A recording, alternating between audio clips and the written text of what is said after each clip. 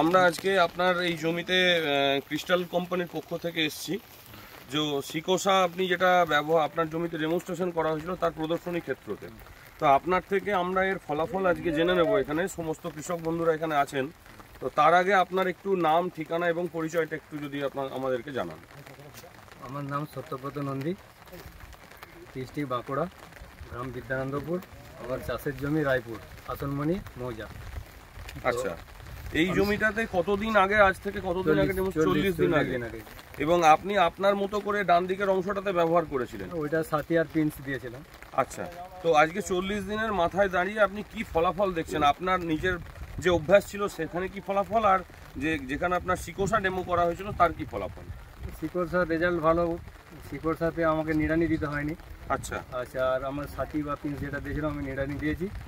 এবং সিকোসা যে দিকটাতে ছিল আমার, সেই দিকটাতে আমাকে বাড়তি ইউরিয়া দিতে হয়নি। ঘাস মারা ছড়ানোর পরে যে ইউরিয়াটা দিতে হয় 5 কেজি বা 3 কেজি করে, সেটা আমাকে এদিকে দিতে হয়নি, ওই দিকটাই আমি দিয়েছি। আচ্ছা, এবং জমিতে ধানের গ্রোথটা খুব ভালো ছিল প্রথম থেকেই। তো মানে তার মানে আপনি বলতে চাইছেন আপনি আপনার অভ্যাসগত যেটা ব্যবহার করতেন সেটা ব্যবহার করার ফলে গাছটার গ্রোথটা ঠিকঠাক হয়নি, আপনাকে ইউরিয়া দিয়ে গ্রোথ আনতে হয়েছে এবং আপনাকে হাত নিড়ানি দিয়ে জমি পরিষ্কার রাখতে হয়েছে। আর এদিকটাতে আপনি বলছেন সিকোসা দেওয়ার ফলে আপনার ধানের গ্রোথের কোনো ব্যাহত কিছু হয়নি, গ্রোথ ঠিকঠাক ছিল এবং কোনো রকম কোনো আগাছাও বেরোয়নি, হাত নিড়ানি দেওয়ার প্রয়োজন পড়ে না। আচ্ছা, আপনাদের এখানে কত রকমের আগাছা মোটামুটি বেরোয় ধান জমিতে? আগাছা অনেক রকমের আছে। একটা ছুঁচো ঘাস আছে, একটা কচুরি আছে, কড়মা আছে, তারপরে পালাসে আছে। মানে সব মিলিয়ে মোটামুটি 10-12 রকমের আগাছা বেরোয়। কোনো আগাছায় আপনি সিকোসা ব্যবহার করে দেখতে পাননি? না। তো আজকের দিনে দাঁড়িয়ে আপনি কি সিকোসার ডেমনস্ট্রেশন দেখে বা সিকোসার রেজাল্ট দেখে কি আপনি খুশি? আমি খুশি, কিন্তু আমি করতে চাই।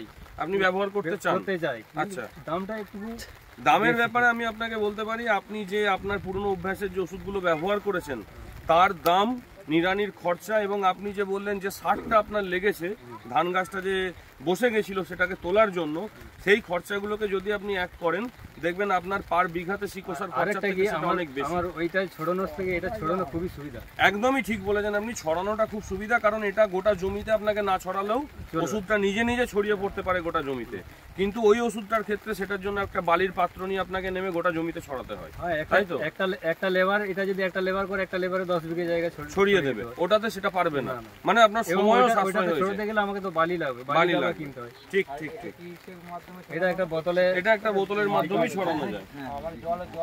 জলের মধ্যে দিলে গোটা জমিতে অটোমেটিক। তো আপনার পার্শ্ববর্তী সমস্ত কৃষককে আপনি কি বলবেন সিকোসা? আমি তো আমার সবাই দেখেছে, সবাই দেখছে ভালো, সবাই খুশি। আপনারা কি খুশি? যারা দেখেছেন এই জমিটা আগে, তারা কি আপনারা সবাই খুশি? আজকে না হয় বৃষ্টি হয়ে জল হয়ে গেছে জমিতে, কিন্তু রেজাল্ট আপনারা নিজেরা তো যেতে আসতে দেখতেন, তো তাতে আপনারা কি দেখেছেন যে জমিটা পুরোপুরি পরিষ্কার ছিল? ব্যবহার করা যাবে এই ওষুধটা রোপণের পরে। এই ওষুধটার নাম হচ্ছে সিকোসা। এটা রোপণের পরে 3 দিনের মধ্যে ব্যবহার করতে হয়।